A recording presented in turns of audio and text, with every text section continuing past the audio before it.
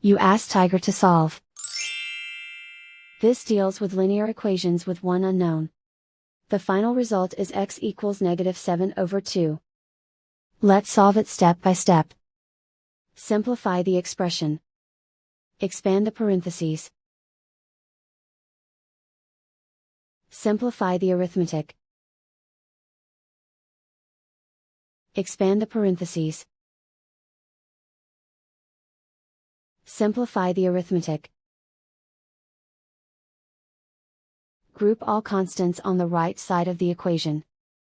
Subtract 11 from both sides. Simplify the arithmetic.